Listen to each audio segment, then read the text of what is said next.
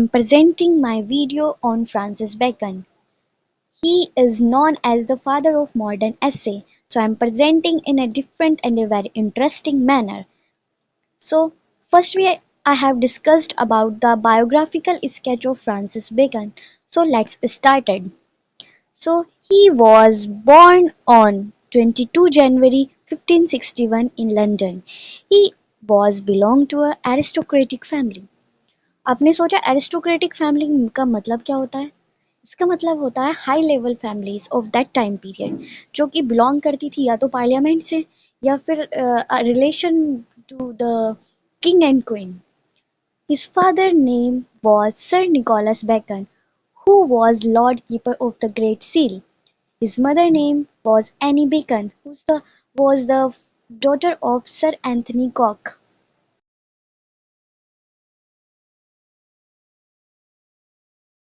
And sister-in-law of Lord Burghley, Annie Bacon. हम उनके बचपन के बारे में कुछ ज़्यादा नहीं जानते. उनके बचपन के बारे में सिर्फ हमारे पास एक ही स्टेटमेंट है that when he was 13 years old, he joined Cambridge Trinity College with his 2 years elder cousin. But उन्होंने उसको लेफ्ट कर दिया, तो उसको स्किप कर दिया था और उसके पीछे का रीज़न था वहाँ की एकेडमिक एजुकेशन, वहाँ की एकेडमिक मैनर जो कि उन्हें बिल्कुल भी पसंद नहीं थी. तो देन क्वीन एलिजाबेथ ने ऑब्जर्व किया ए ग्रेव डैमिनर का मतलब होता है एक सीरियस पर्सन थे फ्रांसिस बेकन. तो उन्होंने उनको अपना एक यंग लॉर्ड कीपर बना लिया और उनके लिए ये चीज़ें कुछ ज़्यादा अलग नहीं थी, डिफरेंट नहीं थी, वो इन सबसे नॉर्मल थे because he belong to a aristocratic family. On 27 June 1576, Bacon and brother Anthony were admitted to Grey Inn. Grey इन एक सोसाइटी है जो कि डिफरेंट कंट्रीज से अच्छे अच्छे राइटर्स, फिलोसोफर, पोइट्स को इनवाइट करती थी जो कि उन्हें लेक्चर प्रोवाइड करती थी और उनके बाद उनका एग्जामिनेशन लेती थी और उन्होंने फ्रेंच लैंग्वेज में काफ़ी अच्छी डिग्रीज़ को एक्वायर किया था. लेकिन जब उनके फादर की डेथ हो गई तो वो इंग्लैंड में वापस आ गए और उन्होंने रीजॉइन किया 1582 में बार को. लेकिन 1584 में उन्होंने बार को स्किप करके, इसको लीव करके उन्होंने फिर ज्वाइन की parliament as a supporter of Malcolm residence.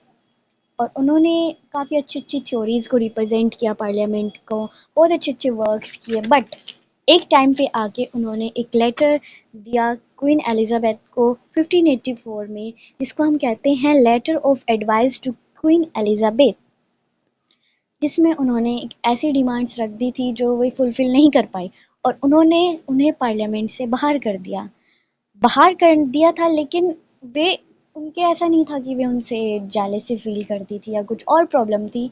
उन्होंने उनको एक अर्ल ऑफ एसेक्स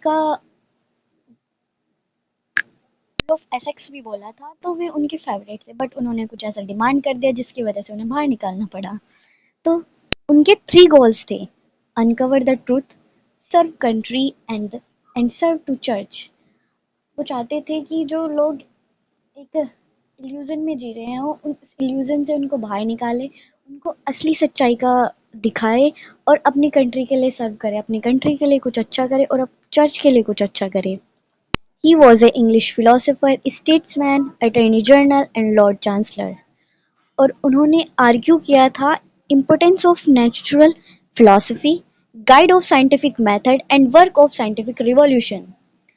और 7 मार्च 1617 और 3 मई 1621 को वो लॉर्ड चांसलर रहे इंग्लैंड के और अटॉर्नी जनरल बने इंग्लैंड के और वेल्स के 26 अक्टूबर 1613, 7 मार्च 1617. और उनके हम एरा को बोलते हैं रेनेसेंस फिलॉसफी, 17th सेंचुरी. उनका जो रीज़न था वो था वेस्टर्न फिलॉसफी. और उनको हम फादर कहते हैं किसका? एम्प्रेसिज्म का. और फादर किसका कहते हैं? इंग्लिश एस्से का. So I am telling about what it is empiricism. The use of experiment and everything learn by experience. जब हम अपने एक्सपीरियंस से सीखते हैं उसको हम एम्प्रेसिज्म बोलते हैं. फ्रांसिस बेकन काफ़ी प्रैक्टिकल पर्सन थे. उन्होंने बहुत अच्छे एक्सपीरियंस किए अपनी लाइफ में और उनसे अपने वर्क्स को आगे बढ़ाया। और इम्प्रेसिज्म जब इन्होंने ये टर्म दी, उसके बाद काफ़ी सारे राइटर्स, बहुत सारे पोइट्स थे जिन्होंने इसको यूज़ किया। वे काफ़ी अच्छे पर्सन थे।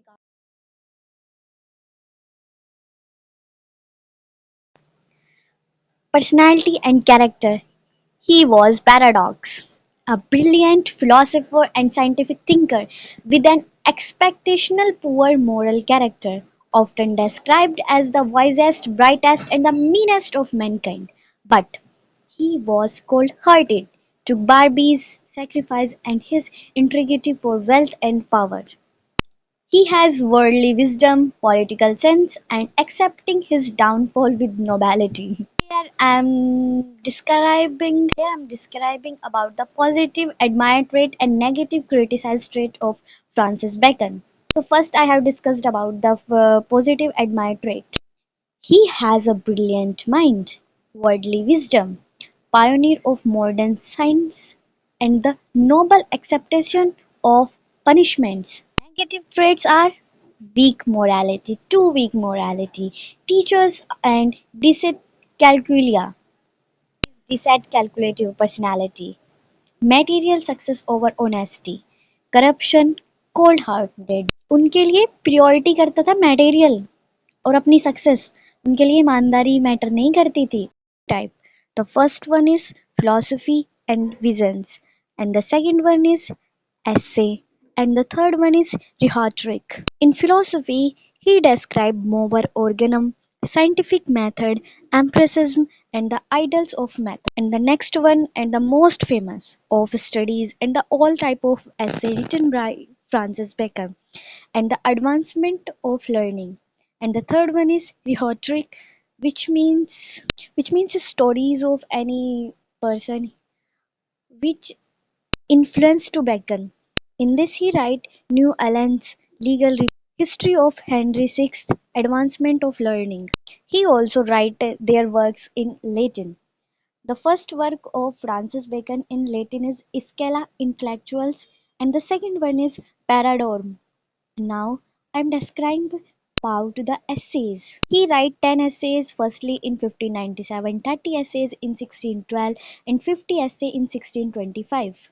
He wrote Advancement of Learning in 1605. Now move to the next one.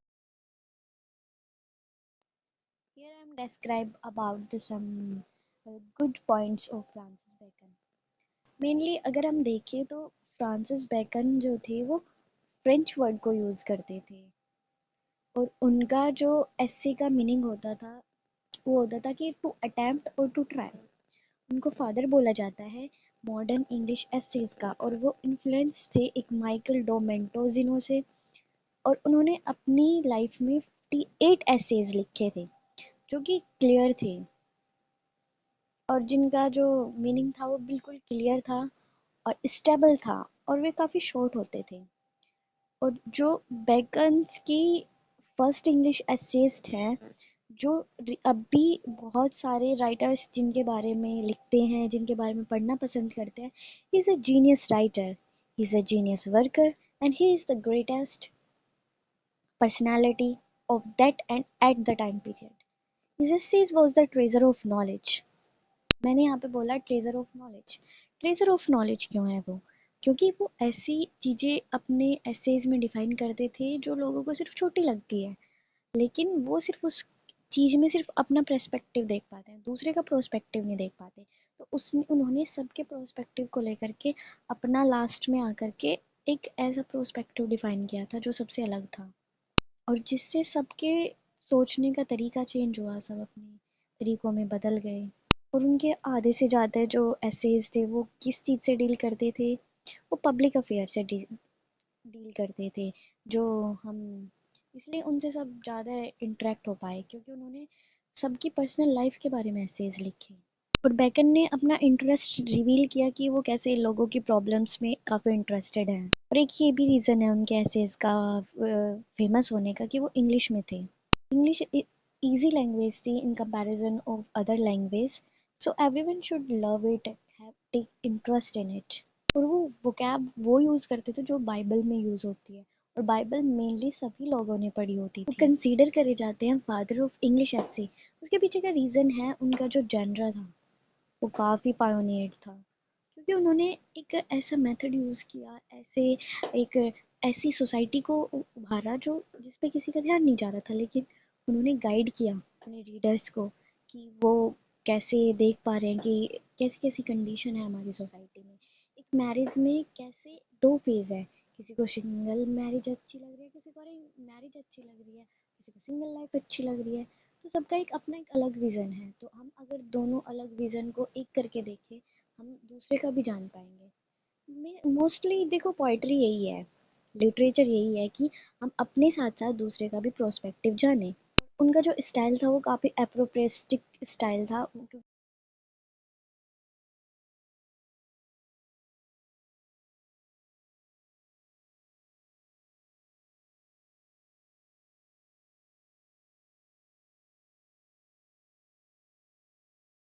और उन्होंने वर्डली विजडम यूज करी थी। सो वेरी जो वेरी करती है around the world, and he is the superior. Why is superior? Because his work, his the title he should take. Now, the doctrine of idols of Francis Bacon. The first one, idols of tribe. उनका मानना था कि जितनी हमारी society है, जितने हम peoples हैं, वो एक ट्राइब का हिस्सा थे, और अब वो ऐसे एक दूसरे के साथ मिल करके बढ़े और एक दूसरे को ट्राइब के थ्रू एक दूसरी जगह पे गए और उन्होंने अपनी जनरेशन को बढ़ाया।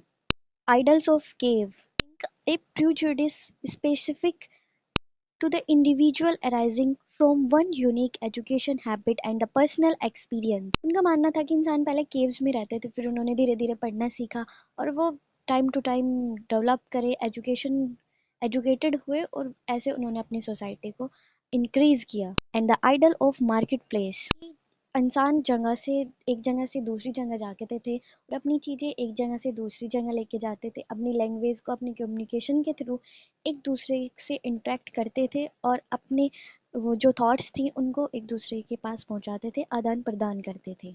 जो खराब वर्ड्स यूज़ होते थे वो एक डिस्प्यूट का कारण बन जाते। अब हम डिस्कस करेंगे की characteristics of Francis Bacon. So first उनका जो मेथड था वो एप्रोप्रिएटिक स्टाइल था, वो काफ़ी अच्छा लिखते थे, शॉर्ट लिखते थे और मेमोरेबल सेंटेंस लिखते थे जिनका मीनिंग समझना बड़ा इजी होता था। और the next one is his focus on worldly wisdom. उन्होंने जगह जगह के हर सिविल और मॉरल एजेंडा को इंक्रीज किया, उसको उभारा और उनको पब्लिक के सामने उनके इश्यूज को क्लियर किया। Practical and utilitarian approach. The offers practical guidance drawing from the observation and experience to provide rules for worldly success. वे ऐसा गाइडेंस देते थे सबको कि वो अपनी लाइफ में एक अच्छा ऑब्जर्वेशन ले, अच्छा एक्सपीरियंस करे और जो गलती किसी और ने की है वो सब उस गलती को ना करे। और उनके जो एसेज होते थे वो फॉर्मल होते थे और इम्पर्सनल होते थे, जिससे सब उनको अपनी लाइफ से जोड़ पाते थे, जोड़ करके उसमें समझ पाते थे, क्योंकि जो चीज़ें दिल में आती है वही दिमाग में आती है। हम ऐसे कुछ चीज़ें नहीं हैं जो हम डायरेक्टली अपने माइंड में सेट कर सकते हैं। और वाइड रेंज ऑफ टॉपिक्स उन्होंने यूज़ किए थे जो कि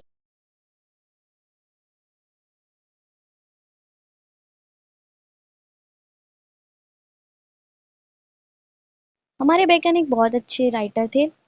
और जो मोंटेन्यू था वो काफ़ी फैमिलियर टॉपिक्स को यूज़ करते थे और उनकी जो वर्क प्रोफेशनल था वो काफ़ी पर्सनल था, लेकिन बेकन उनके बिल्कुल अपोजिट थे। बेकन के वर्ड्स फॉर्मल थे और इम्पर्सनल थे। वो सोसाइटी पे वर्क करते थे, ना कि अपनी पर्सनल लाइफ पे, अपने एक्सपीरियंसेस पे, अपने फीलिंग्स पे। Bacon to head, thus these two great essayists Essayist is very sharp and interesting contrast. The next one is the method and the way used by the Francis Bacon. He used impersonal and the scientific method. Personal is Bacon's essay are capsule of impersonal wisdom. They may not give immediate pleasure but give lasting guidance. They are the objective and the logical constructed thus as the essayist. Bacon is not friendly, confidential, intimate, and the familiar with the reader. His essays are for the most part detached and impersonal.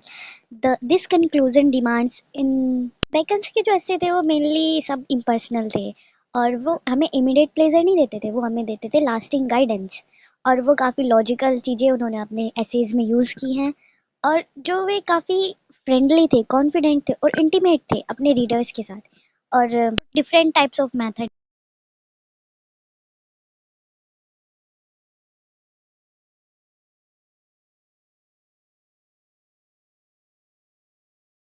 जो mainly concern है वो अब उनकी manners और function के लिए है, और मेटाफर उनके लिए काफ़ी होमली और अप्रोप्रिएट होते थे। Sir Francis Bacon is commonly known for the father English prose and essays because of his style and the method represent. Thank you so much.